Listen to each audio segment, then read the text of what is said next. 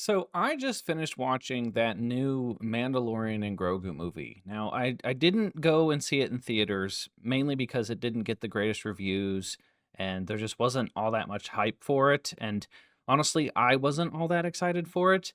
But I've seen every single Star Wars movie that's been released since I was 5 years old in theaters. So I don't know, it felt weird not watching it. So I had to watch it at some point, but I was gonna wait till it came out on, like, streaming services or whatever, so I finally found it online.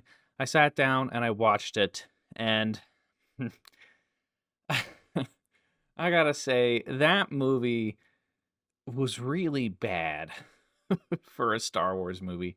I think that might be my least favorite Star Wars movie out of all of the Star Wars movies. Oh, although it's on a different field. Like if I'm comparing it to 7, 8, and 9, I despise 7, 8, and 9 for multiple reasons. Like it broke the lore and canon, and they just did their own shit, and they had forced humor, and there's many reasons to hate those movies. Those movies are bad for a different reason though. Like this Mandalorian Grogu movie is just bad because I guess one, the writing isn't that good, and two, it's like they took everything that was cool and mysterious about the Mandalorian as a character from season 1 of Mando and a little bit of season 2, and slowly over time, as they've done more and more with Grogu, they've switched from Mando being this cool, mysterious type figure to now it's all about we got to sell toys for Grogu and we have to make Grogu this funny over the top joke character. And I feel like that's kind of taken taken over with their priorities, and it feels like a lot of the jokes and stuff in this Mando movie are very similar to how like BB-8 and Finn and Poe and all of them were handled in 7, 8, and 9, where they would just pop jokes just for the sake of doing it, and it didn't really flow with the story. Like if you look at the original trilogy, Han would make jokes all the time, but it would make sense for their scenario and it would make sense in conversation. He didn't like force out a joke when it didn't call for a joke. Like he would pop a joke when it made sense. And this Mando movie, it's just like it's written as if they made this movie for like the target audience was children, and they didn't think anyone else would really watch it because man, it's like there are some times where I pause the movie because I was just like cringing so hard. I'm like, man, I hope this this gets better because it's just not that good. So I'm going to talk a little bit about spoilers. So if you don't want to know spoilers, I guess turn away now. You've been warned. But in this movie, there's Rada the Hutt. So he's Jabba the Hutt's son, and he's like this big, muscular looking badass. And I just don't like anything about Rada the Hutt. Now, I play Star Wars Galaxy of Heroes, the like Star Wars mobile game, and he came out in the game, and I thought he was a badass in the game. Like, he's really cool and really tough. So I was kind of excited to see this character play out in the movie since I got to, play with him in the game first. Well, first of all, his voice doesn't match like his build and his character, I think, at all. I think the voice acting is just awful. It feels so out of place. Like you have this big, muscular slug that looks like Jabba, and he's got just a normal dude voice, speaks perfect English, and he's just like a regular guy from the sound of his voice. And he's trying to be his own person. He doesn't want to follow in the footsteps of Jabba the Hutt. Jabba's this evil guy, and he wants to be this like rebellious teenager and do his own thing. And they really hammer it on your head that he wants to be a good guy. He doesn't want to be like his dad. And they do this whole like Mando's got to rescue him thing, but he doesn't want to be rescued because he likes where he's at.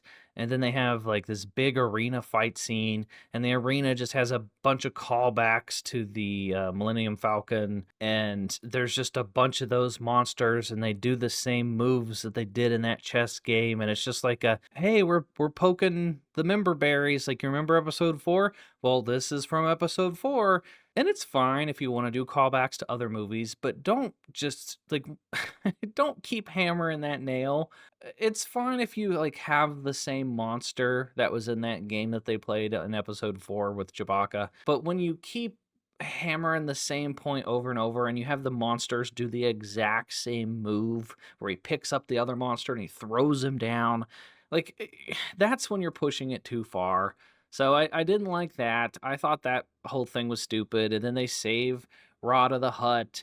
And then the movie, like, switches. Like, they resolve that first part of the movie. And then the second part of the movie is the Huts are upset with Mando, so they put a bounty on him, which is Imbo. So Imbo is set out to get Mando, and he easily does so. I guess Imbo, in terms of like being a bounty hunter, it looks like Imbo is just way, like miles ahead of what the Mandalorian is, which, okay. And then when we get to the end of the movie, it's like the Huts get completely annihilated. Somehow Imbo escapes because we can't kill Imbo. And then it's just the pacing felt weird. The characters felt weird. There was forced jokes all the time. Like, I'm fine with Grogu getting a little bit more screen time and like if they keep growing Grogu as a character, but the character development with Grogu is so small and so little for as much screen time as Grogu gets over the past few years. Like, he was in season 1, season 2, some of Boba Fett. He was in season, is there a season 3? I don't even remember. And then there's this movie, and it's like Grogu has done very little to grow. Like, he has a little bit of screen time in this movie where he has like he takes care of Mando, and Mando gets injured, and you can tell that Grogu is like maturing a little bit. But at the pace that they keep evolving Grogu's character, like they're just going to ride this out for years. I feel like they're never going to age Grogu up, and I don't feel like anything exciting is ever going to happen with Grogu. He's just this little guy who I liked him at first. I have a Grogu. I have a Grogu right there on my shelf. So at one point, I liked Grogu, but it's you got to do something with him. The whole mystery was like he's the same species as Yoda. So where are we going with that? Or are we ever gonna find out? Like, does he have a home planet? Where did he come from? Is he gonna do anything with his powers? Like, I don't know. But I just hate how the Mandalorian went from being this badass character with a lot of mystery behind him, and he was a bounty hunter and he would do whatever it takes to get the bounty.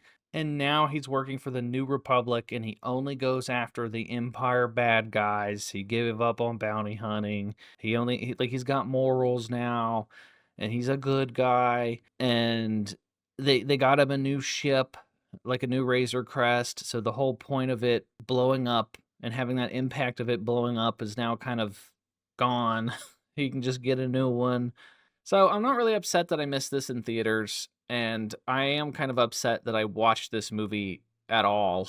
Like, Andor really spoiled me with Star Wars. When you look at Andor, that is everything that I want Star Wars to be. Like, with the politics, I wasn't even that into politics with Star Wars before, like growing up. But now that I'm older, I start to understand more of the politics, and I'm kind of interested in it. So Andor really knocked things out of the park, like with the action and the suspense and the drama, and everything felt real and treated the audience like they had a brain. And this movie is just like, hey kids, come watch Grogu hang out with the little tiny guys that fix robots that was in episode 9. Like, we tried to sell those little guys. I don't even remember what they're called. Grogu and the Azellans. I don't fucking know. But these little tiny guys that repaired 3PO in episode 9, like, they tried to sell those guys as toys in episode 9. That didn't really work. So they're like, let's take Grogu and send him on adventures with these guys that we had for episode 9, and we could sell even more toys. So it's like this whole movie just feels like it's made for children to sell Grogu toys. And it's just, it really reflects that in the movie itself. And like, the humor is straight up designed. Like, I think the humor in this movie is worse than Jar Jar in episode 1. I think episode 1 is a way better movie than this Mando movie. And it's not like there was parts of this Mando movie that I found interesting. Like, I really loved the lore building and the different planets in the Star Wars universe. So anytime they went to a different planet, I like looking at the scenery. I like looking at everything that's going on in the background because I find that stuff cool. And I like that they elaborated a little bit more on the Huts. That stuff I thought was cool too. They had some like callbacks to episode 1 battle droids and stuff, and so we got some like Clone Wars era teases a little bit with the Huts. I thought that stuff was cool. They're dipping in too much to the other movies. They're trying to take things that people enjoy about like episode 6 and episode 4, and they're kind of forcing them into this movie, and there just isn't enough here for this movie to stand on its own. I think this would have been much better if it was its own season, and each like if they put it into different chunks and they focused a little bit more each episode to give a little bit more depth to it. Because with this movie, everything just feels kind of forced and rushed, and it's just like, hey, we got to go here, we got to do save Rada, we got to do this, we got to get this bounty, we got to okay, the movie's over. I wasn't a big fan of it.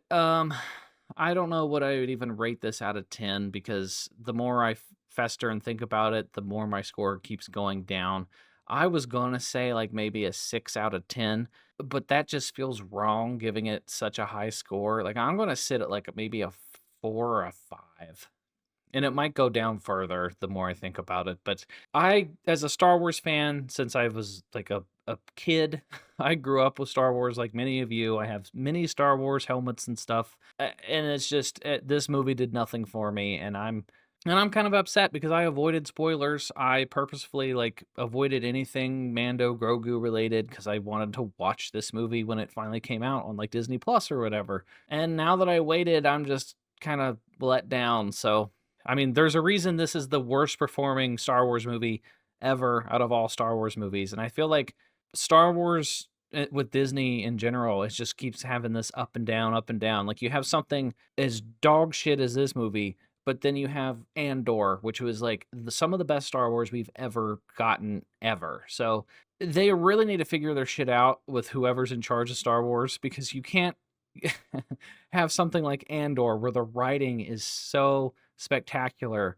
And then on the opposite side of that coin, you have this Mando movie, which just treats you like you're a complete moron.